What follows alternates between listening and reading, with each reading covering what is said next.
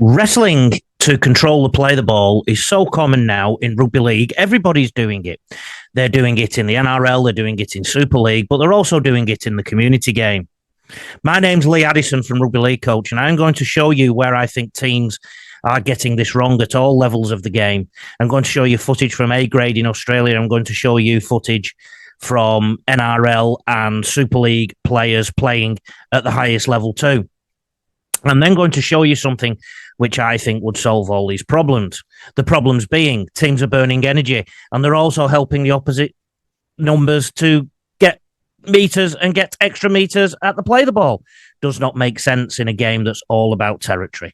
Let me share my screen. The game you see on your screen is the Mackay in Australia, Queensland, Australia, Grand Final of 2025. Wests from Mackay are in orange, but it's the team in blue and white, brothers from Mackay, the eventual premiers, who we want to look at now. As you can see, the Wests attacker is running the ball into the collision, and there's three brothers players about to tackle him.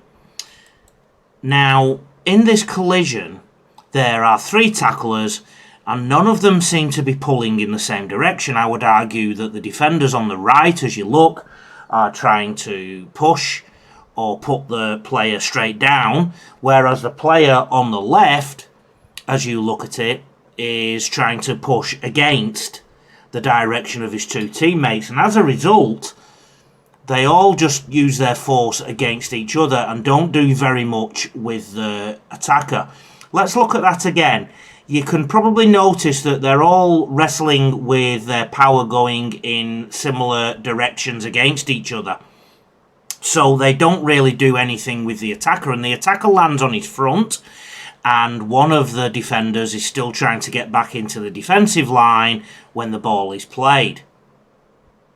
It also happens here too.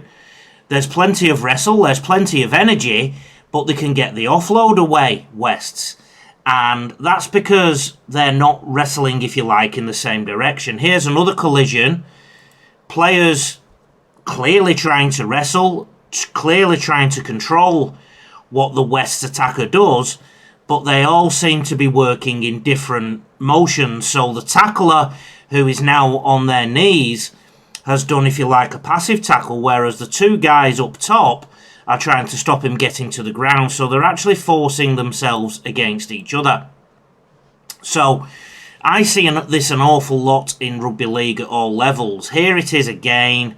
Clearly wrestle, clearly intent, clearly effort to control the play the ball, except the two players aren't moving the attacker in the same direction. They're actually forcing against each other.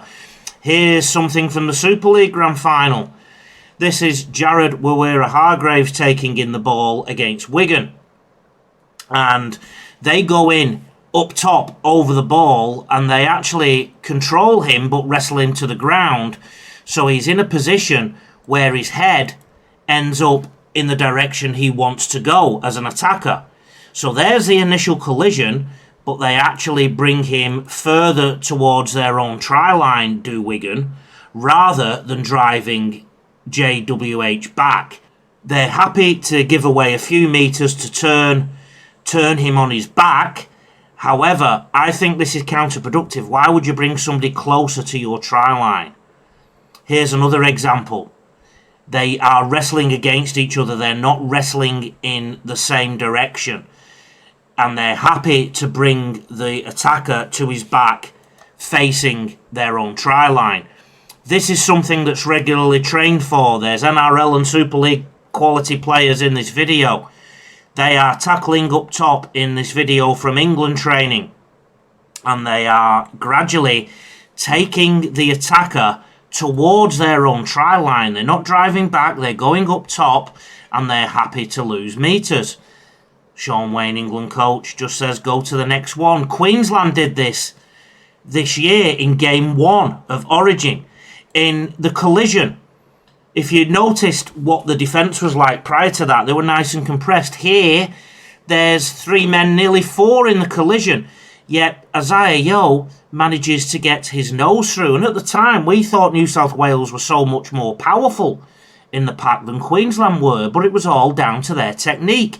They were passive. They wrestled Isaiah Yeo and other New South Wales players towards their own try line, and look how easy it was for Isaiah Yeo to play the ball there.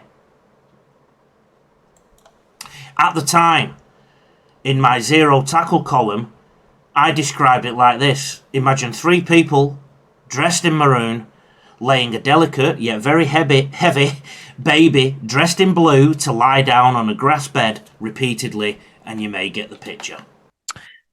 So instead of laying a baby down gently on the grass, I propose a different way of tackling and wrestling.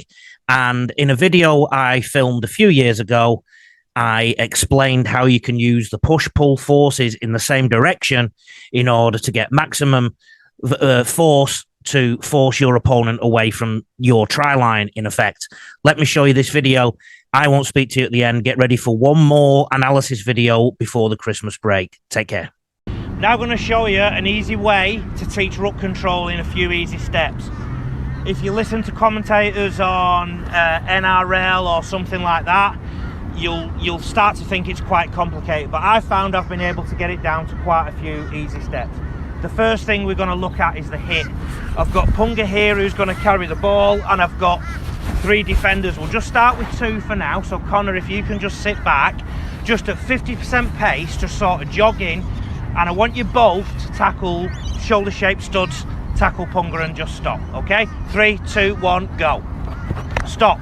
Okay, now, as you'll see from this point, don't move boys, as you'll see from this point, I've put some cones here. And this is the real first part about trying to teach ruck control really simply. What I need you to focus on as coaches is there's an imaginary line underneath. I've actually put the line there for you to see visually. What I'll do is I'll just move these boys over a little bit so it looks like a try line. So move this way, boys, move this way. So I always tell my players to pretend there's a try line underneath them, okay?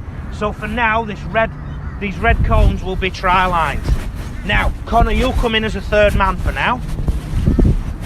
So come in there, around the back, okay? As if you're tackling there, so you're in there, okay? Now, the ideal state that we want the attacking player to get to as defensive coaches is for Punga in the blue shirt to be on his back there. And I'll tell you why now. So just slowly put Punga on his back, okay? Just slowly and gently. Down, so we're still in the camera. Hold there, okay? Right, if you 3 just get off him for now, and Punga, you stay where you are. If you look at Punga now, his journey to play the ball is significantly stretched out. This is the furthest journey, or the longest journey for him to play the ball. So Punga, if you're going to play the ball now, show us what you'd need to do. He'd have to roll onto his back, get over there. So that's quite a long time for him to play it. If he was to end up on his front, so end up on your front now. Look, he's dirtied my shirt. If he's on his front like that, then all he has to do is get up and play it. Okay? So our ideal state is to get Punga back there as much as we can. Now, that can't happen all the time, but we're trying to get there as much as we can. So if you can, 3 you go back again. Connor, you come in late, like you did before, okay? I think, Tyrone switched with you. Right, so we'll just go 50% again and end up roughly over that line there and just stop for me, okay? Let's go. So the first phase now, stop. The first phase now, you can go in, you're all right. We are trying to stop him from scoring a try on an imaginary try line. Blue shirt is trying to get down. These 3 boys are trying to keep him up. So we're going to wrestle him away from our try line. So the call is away, away, away. So the first coaching point, get him away from our try line. The second coaching point, get him as far as you can from this imaginary line. Okay? So now do the whole thing again, and this time wrestle him back, but try and land there so we can see you on the screen. Okay? But just do it at 50% so you sort of fall. Okay? Go. Hold. And down. Are we still in the screen there on the camera? Yeah? Okay. So that's the ideal scenario that we want to be in. The peel off and everything else we'll look at later.